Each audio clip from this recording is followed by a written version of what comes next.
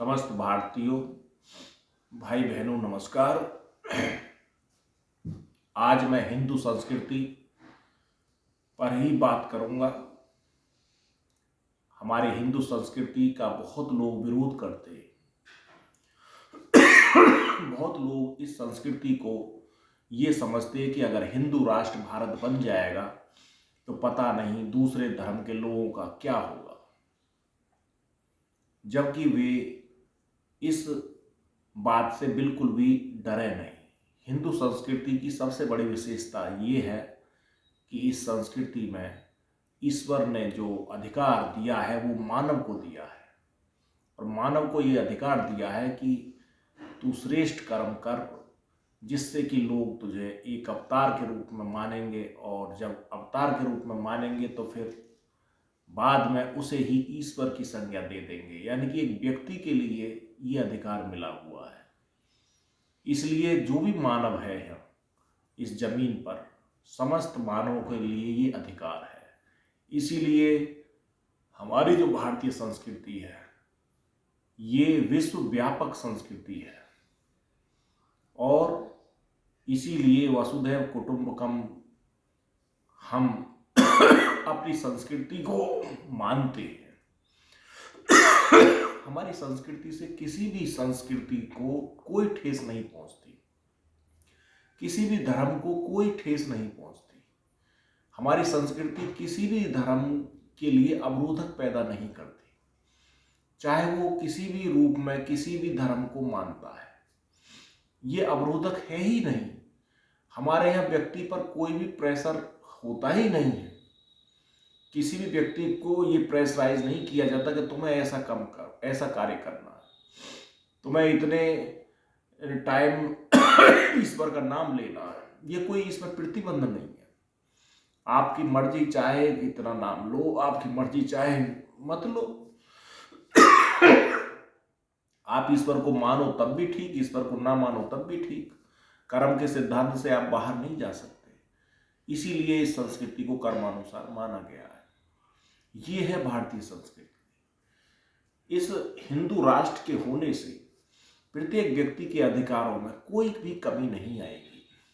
हाँ, ईश्वर के प्रति आपकी श्रद्धा, आपके जो रास्ते हैं वो अलग अलग हो सकते हैं।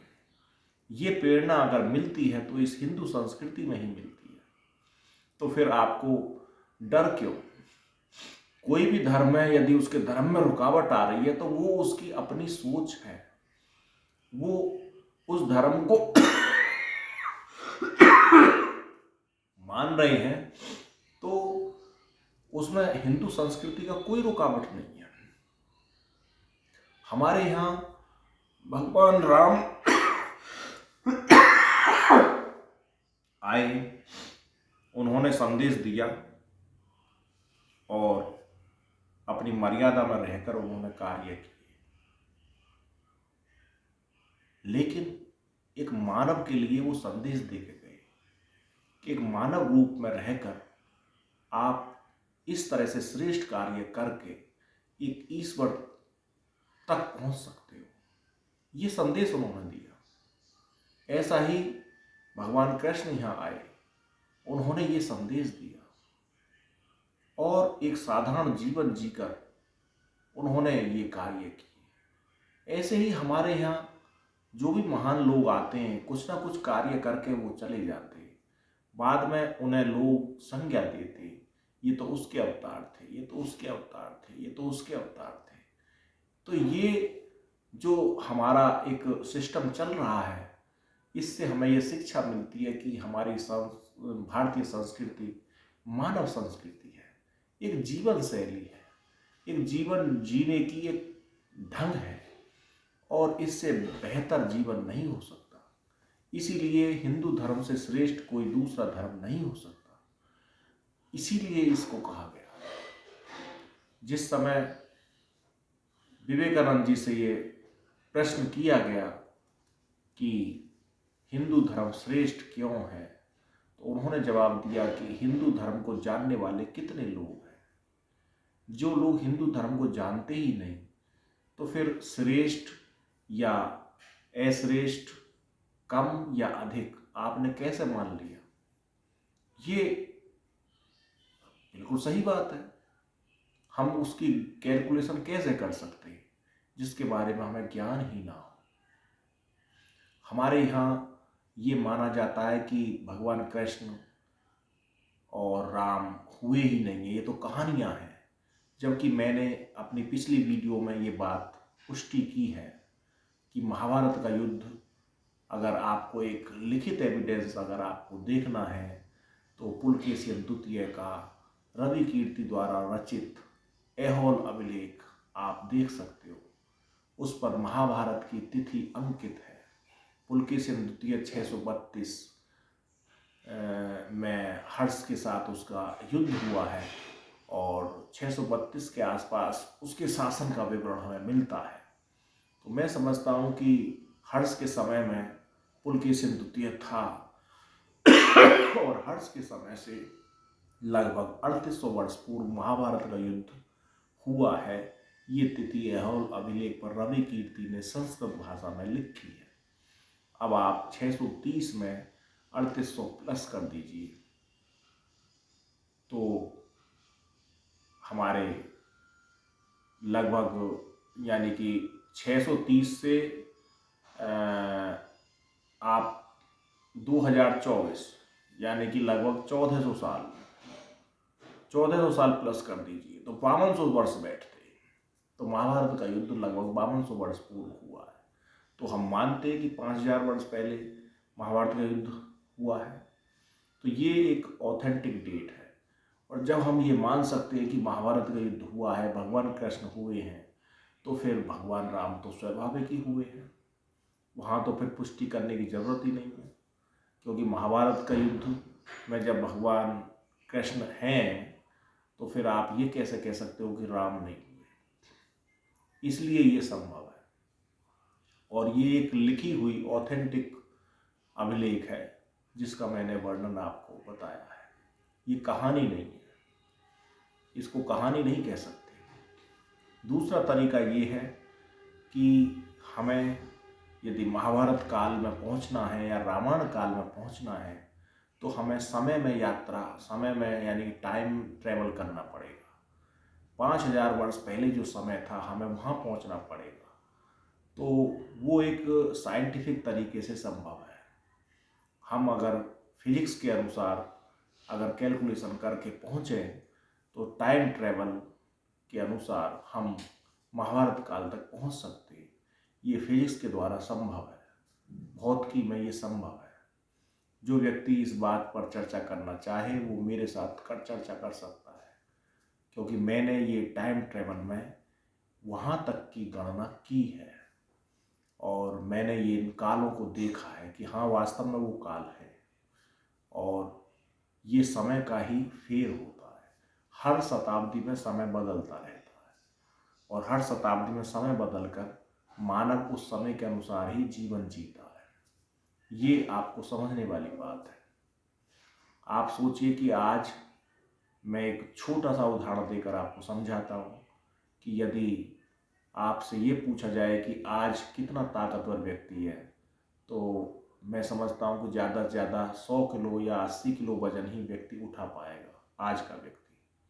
और यदि मैं ये कहूँ आपसे कि 500 वर्ष पहले कितने ताकतवर व्यक्ति थे, तो मैं उदाहरण देता हूँ महाराणा प्रताप का। महाराणा प्रताप एक हाथ में भाला लेके चलते थे, एक हाथ में ढाल लेके चलते थे और वो दोनों ही आपके आज भी मौजूद हैं। जिस व्यक्ति को देखने हो जयपुर म्यूजियम में जाकर देख सकता है। आज का व्यक्ति उस ढाल को और उस भाले को उठाकर घोड़े पर नहीं चल सकता, वो इतने भारी हैं, लेकिन वो चलते थे। तो जब 500 वर्ष पहले व्यक्ति इतना ताकतवर था कि वो 1 कुंटल वजन लेकर चलता था, युद्ध लड़ता था, तो 5000 वर्ष पहले कितना ताकतवर व्यक्ति होगा। और फिर 5000 वर्ष से पूर्व यदि 20,000 या 50,000 वर्ष पहले व्यक्ति देखा जाए तो वो कितने ताकतवर होंगे। इसीलिए हम हनुमान बाबा की पुष्टि करते हैं कि वो इस जमीन पर थे। ये इसका एक उदाहरण है जो मैंने आपको एनालिसिस करके बता दिया।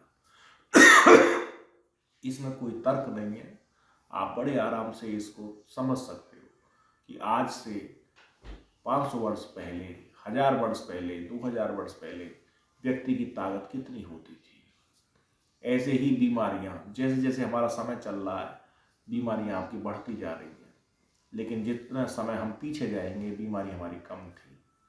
और जितना हम नेचुरल जीवन 1000 वर्ष, 500 वर्ष पहले जीते थे, वो हम अब नेचुरली जीवन कम जीते हैं।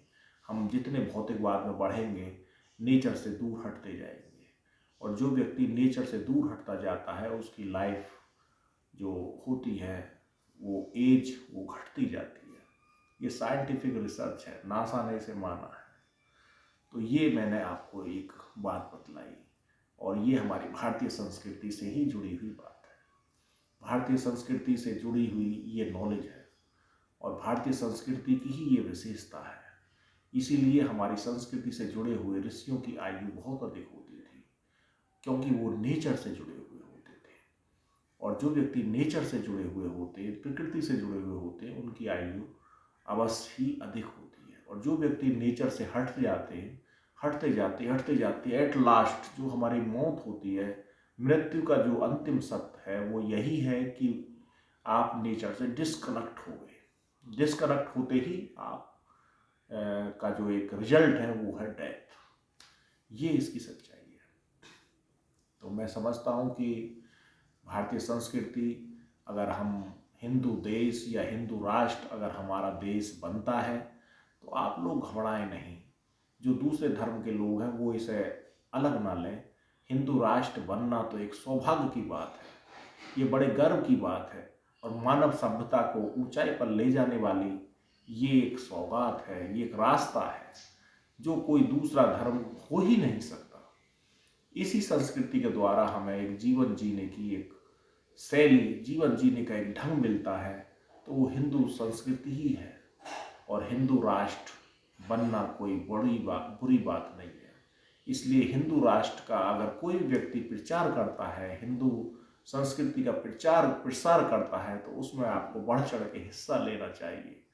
अपने राष्ट्र के लिए आपको एक गौरवमय तरीके से खड़े होकर उसका संकल्प लेकर आपका इसका प्रचार प्रसार में भागीदार होना चाहिए।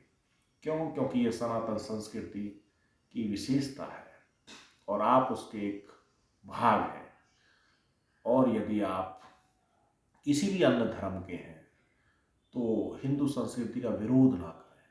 अगर आप विरोध कर रहे हैं तो इसका सीधा साधा उदाहरण है कि आप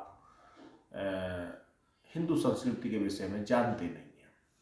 ये आप विरोध इसलिए कर रहे हैं।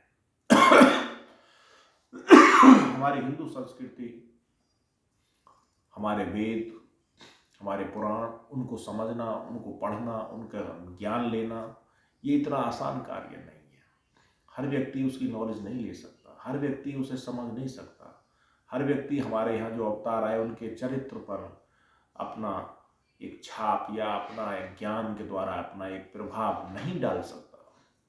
और वो दूसरे धर्मों में खोए हुए लोग हैं। मैंने ऐसे ऐसे लोगों को देखा है जो इस्लाम धर्म में थे, जिनकी कम से कम 50-55 वर्ष निकल गए, और उन्हें जब बोध हुआ कि अरे भाई, हम तो अब समझे कि हिंदू संस्कृति कैसी है, मात्र गीता को पढ़ लेने से ही, गीता के अध्ययन करने से ही उन्हें इतना ज्ञान हो गया कि उन्होंने माना कि वास्तव में अगर संस्कृति है तो हिंदू संस्कृति है। ये उदाहरण है। अभी हाल ही में एक पाकिस्तानी ने ये माना, टीवी चैनल पर उसने अपना इंटरव्यू दिया, और वो कनाडा में शिफ्ट हो गए थे, और वो माना उन्होंने, बोले मैंने गीता पढ़ी, किसी ने मुझे गीता दी और मैं फिर समझा। उनका नाम भी मैं याद नहीं आ रहा, अभी कोई 15-20 दिन पहली बात है। तो ऐसे लोग हैं। जापानी लोग हमारी गीता को बहुत ज़्यादा मानते हैं, और हमारे माननीय मोदी जी गीता वहाँ देकर भी आए हैं। हमारे माननीय मोदी जी अगर किसी भी देश में कुछ दे करके आते हैं तो गीता दे करके आते हैं। उन्होंने गीता की पुस्तकें कई लोगों को दी हैं, और लोग उसको पढ़कर अपना गर्व महसूस करते हैं, और ये अच्छी बात है। तो मैं समझता हूँ कि जो लोग हमारे हिंदू संस्कृति का अनुसरण करते हैं वो बड़े भाग्यवान हैं। हिंदू संस्कृति में लोगों को जानकारी का अभाव होने के कारण, अपने हिंदू संस्कृति का ज्ञान ना होने के कारण वे इस धर्म को दोष ठहरा देते हैं और इस धर्म के विषय में तरह तरह की बातें करते हैं। वो केवल इसलिए क्योंकि इस धर्म में कुछ बीच में कुरीतियां आ गई, कुछ ऐसे कार्य हुए जो लोगों के द्वारा ही हुए, इसलिए उन्होंने उस हिंदू धर्म को ही उसे मान लिया और उसका ठीकरा हिंदू धर्म पर बोल दिया। मनुस्मृति में ऐसे ऐसे प्रमाण हैं कि मनुस्मृति के अनुसार यदि व्यक्ति जीवन जिए तो उससे श्रेष्ठ जीवन नहीं हो सकता, लेकिन अज्ञानवश लोग मनुस्मृति को गलत मानते हैं। मनुस्मृति में चारों पुरुषार्थ का वर्णन मिलता है। मनुस्मृति में चारों पुरुषार्थों का अवलोकन आज आप अब कर लीजिए तो मैं समझता हूं कि राष्ट्र उत्तम हो जाएगा, हमारा भारत विश्व गुरु बन जाएगा, यदि उस पुरुषार्थ पर ही, चारों पुरुषार्थ पर ही फॉलो कर लिया जाए। इतनी बड़ी ताकत है मनुस्मृति। तो मैं समझता हूं कि समस्त लोगों को मैंने अपने इस वीडियो के माध्यम से काफ़ी जानकारी आपको हिंदू संस्कृति की दी है और हिंदू संस्कृति के विषय में मैं बोला हूँ। मेरी थोड़ा तबीयत भी इतनी अच्छी नहीं है, लेकिन फिर भी मैंने वीडियो बनाई है। आप लोग इस वीडियो का अध्ययन सुने, इसका अवलोकन करें और अपना ज्ञान बढ़ाएं, भारतीय संस्कृति का प्रचार प्रसार करें और इस वीडियो को अधिक से अधिक शेयर करें। भारत माता की